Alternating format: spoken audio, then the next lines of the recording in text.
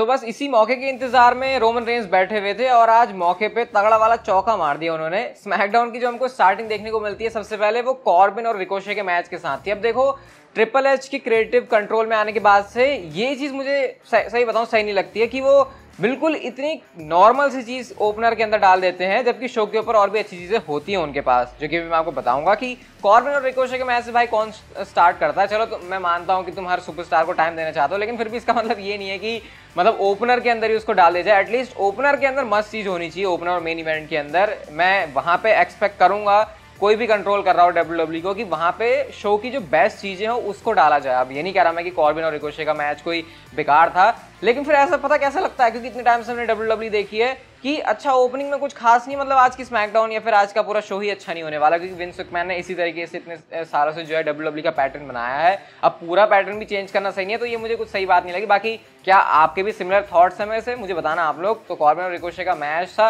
अच्छा मैच था, बढ़िया मैच था, एंड बुकिंग भी इस मैच की वैसी थी जो कि आपको बताएगी कि कौन कंट्रोल कर रहा है डब्ल्यूडब्ल्यू को। रिकोशे ने यहाँ पर जो इस मैच में विक्ट्री ले ली है। कॉर्बिन ने हालांकि बहुत अच्छा मैच दिया, ये फाइट करने की पूरी कोशिश करी, और पता नहीं क्यों आज कॉर्बिन काफी ज्यादा साइज में बड़े लग रहे थे मेरे को, क्या रिकोशे की वजह से या फिर कैसे, क्योंकि रिकोशे के जो मूव्स हैं उसमें गिर नहीं रहे थे कॉर्बिन, और यूजुअली ऐसा सुपरस्टार तब करता है जब उसका साइज बहुत ही ज्यादा होता है। फिर रिकोशे उनके सामने छोटे का जो भी था, लेकिन हाँ रिकोशे ने इस मैच में जो है ओपनर में विक्ट्री ले ली। नेक्स्ट हमको ड्रू मैकइंटायर की पूरी जर्नी देखने को मिलती है, और आई थिंक ये वही जर्नी है जिसके बारे में ड्रू मैकइंटायर बात कर रहे थे कि मैं कुछ स्पेशल लेके आने वाला हूँ। यहाँ से पूरा हमको बता रहे हैं ड्रू मैकइंटायर ने कहाँ से शुरू किया, कैसे उनका सपना था रेसलिंग में आने का, डब्ल्यूडब्ल्यू में आने का, उसके बाद वो आए, उसके बाद वो रिलीज हुए, उसके बाद वो दोबारा से आए, वो पूरी चीज़ हमको देखने को मिलती है। मज़ा आया उसको देख के। इवन मोटिवेशन की तरह भी वो काम कर सकती है। लाइफ में कोई चीज़ अगर आपको अचीव करनी हो तो कैसे उस पर आप आ ही जाते हो अगर उस पर हार्डवर्क और डेडिकेशन हो। इसके बाद कैरन क्रॉस ने इस पूरी जर्नी वाली वीडियो के ऊपर काइंड ऑफ रिएक्ट किया, जहां पर वो कहते हैं कि अभी ड्रू मैकइंटायर भली ही तेरा टाइम चल रहा है, लेकिन थोड़ा ठंडा हो जा, ये सारी चीज़ें एक सेकंड भी नहीं लगेंगी मेरे को तेरे से छीनने में। तो कैरन क्रॉस यहाँ पे ड्रू मैकइंटायर के पीछे अभी से पड़े हुए हैं, जबकि ड्रू मैकइंटायर रोमन रेंस के पीछे पड़े हुए हैं। तो ये भी काफ़ी इंटरेस्टिंग चीज़ है। तो क्लियरली पता लग रहा है कि ड्रू मैकइंटायर का जब प्रोग्राम फिनिश होगा रोमन रेंस के साथ में, तो डेफिनेटली कैरन क्रॉस उनके लिए बैठे हुए हैं नेक्स्ट इन लाइन। अब क्या वो चैंपियनशिप के लिए होगा, ये तो हमको क्लैश एट द कैसल के अंदर ही पता चलेगा। इसके बाद गाइस हमको देखने को मिलता है शो के ऊपर लास्ट चांस वाला मैच, जहां पे अब तुम्हारे पास मौका है, जो भी टीम हारी हुई है विमेंस टूर्नामेंट के अंदर, जो जीतेगा वो जो है आगे स्पॉट बनाएगा, क्योंकि वो टीम की इंजरी होगी उधर से, तो फिर एक स्पॉट तो खाली बच गया। तो सोनिया डेविल नटाल ने इस मैच में विक्ट्री ले ली। सही में कोई खास नहीं लगा मैच, और ये मैच देख के ऐसे लगा कि ये वही विमेंस डिवीजन है जो कि विंस मैकमैन रन किया करते थे। इसके बाद शो के ऊपर भाई बड़ा यूनिक, बड़ा इंटरेस्टिंग और मजेदार सेगमेंट था शेमस एंड गंथर का face of, literally face of. मतलब क्या होता है, शेमस आते हैं रिंग के अंदर और वो बताते हैं कि कैसे वो अल्टीमेट ग्रैंड स्लैम चैंपियन बनने वाले हैं, क्योंकि वो इंटरकॉन्टिनेंटल चैंपियनशिप जीत जाएंगे। वैसे अगर आपको नहीं पता तो सिर्फ एक चैंपियनशिप चाहिए इंटरकॉन्टिनेंटल, और उसके बाद जो है शेमस ग्रैंड स्लैम चैंपियन बन जाएंगे। फिर वो बताते हैं उन्होंने कैसे कैसे बड़े बड़े तीर मारे हुए हैं। इवन गंथर भी यहाँ पर सामने आते हैं और वो गिनाते हैं रोमन रेंस को उन्होंने हराया, ट्रिपल एच को उन्होंने हराया है, सारे बड़े बड़े नाम उन्होंने लिए, जॉन सीना का नाम उन्होंने लिया, रैंडी ओर्टन का उन्होंने नाम लिया। फिर इस पर गंथर कहते हैं कि नहीं भाई ये तू मेरे से नहीं लेने वाला, इंटरकॉन्टिनेंटल चैंपियनशिप को मैं प्रोटेक्ट करके रखूंगा। वो अपने चॉप की भी बात करते हैं जो कि वो शेमस को मारेंगे, और नहीं होने वाला शेमस के लिए काम इजी, और वो जीतने नहीं वाले गंथर के पास में। अब होता क्या है, क्योंकि वहां पर उनके साथ केजर होते हैं और उधर से रिज हॉलैंड और बुच होते हैं, तो ये जो है आपस में लड़ने लगे। लेकिन इस पूरी लड़ाई, इस पूरी ब्रॉल के दौरान गुंथर एंड शेमस ने अपनी नजरें एक दूसरे से बिल्कुल भी नहीं हटाई है। मतलब रिंग के चारों ओर भसड़ चल रही है, लेकिन शेमस एंड गुंथर इतने इंटेंसिटी में है, इतने खोए हुए हैं एक दूसरे में, पता नहीं किस में खोए हुए हैं, प्यार में नहीं खोए हुए, गुस्से में खोए हुए हैं, लड़ाई की भावना से खोए हुए हैं।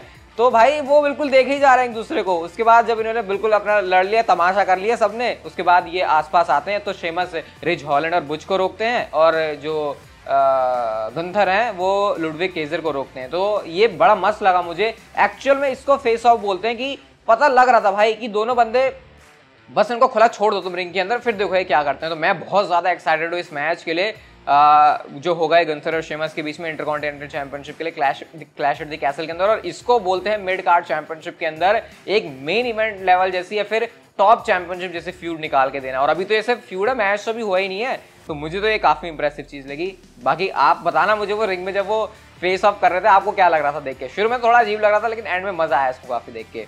सैमी ज़ेन हमको बैक स्टेज देखने को मिलते हैं रोमन रेंस के लॉकर रूम में। पहले जिमी एंड जेउस से बात करते हैं, उसके बाद वो रिंग के अंदर जाते हैं और रोमन रेंस यहाँ पर अप्रिशिएट कर रहे हैं सैमी ज़ेन को दबा के कह रहे हैं कि चल कोई बात नहीं, तू मेरे लिए खड़ा हुआ, ऐसे वैसे हम हार गए लेकिन बात करनी है रिडीम दोबारा करने की। और सैमी ज़ेन कहते हैं हाँ मैं भी यही सोच रहा हूँ। और आज शो के अंदर सैमी ज़ेन का मेन इवेंट में मैच है ड्रू मैकिंटायर के साथ में। और ये देखिए थोड़ी सी जल रही है ऊसोस की, जे ऊसो की तो जलती है पूरी सैमी ज़ेन से। जब सैमी ज़ेन उनसे हाथ मिला रहे होते तो जे ऊसो बाहर जाने का इशारा करते हैं, तो थोड़ी बहुत जल रही है उनकी। और इवन मैच से पहले भी वो कहते हैं भाई देख रोमन ऐसा कहता नहीं है किसी के लिए जैसा उसने तेरे लिए कहा है, तो जरा इस बात की लाज रखना। तो ऐसा कह के उनको प्रेशराइज भी वो कर रहे थे। मेन इवेंट के अंदर काफी मस्त सीन हुआ, उसके बारे में मेन इवेंट में बात करेंगे। बट नेक्स्ट मैच होता है Raquel Rodriguez and Aliyah versus Natalya and Sonya Deville के बीच में। और यहाँ पे रकेल और आलिया ने जीत हासिल कर ली और नेक्स्ट जाके वो फेस करने वाले हैं डैमेज कंट्रोल को, यानी कि ईओ स्काई और डेकोटा काई को। तो ये जो हमको नेक्स्ट मैच देखने को मिलेगा। नेक्स्ट हमको न्यू डे देखने को मिलती है और व्हील चेयर के ऊपर बैठकर आए हैं ज़ेवियर वुड्स और कोफी किंगस्टन साथ में है। पूरा तगड़ा वाला ट्रैप उन्होंने फंसाया हुआ था। पहले उन्होंने लंबा चौड़ा यहाँ पे प्रोमो वगैरह कट किया, वही न्यू डे वाली बातें। लेकिन जब वाइकिंग राइडर्स आकर उनको इंटरप्ट करती है तो ज़ेवियर वुड्स ने ये खेल खेला हुआ था कि उन्होंने व्हील चेयर के ऊपर वो जो कपड़ा डाला हुआ था एक्चुअल में वो अपनी लेग्स को छुपाने के लिए था, क्योंकि उसके नीचे वो कैंडो स्टिक लेकर आए हुए थे।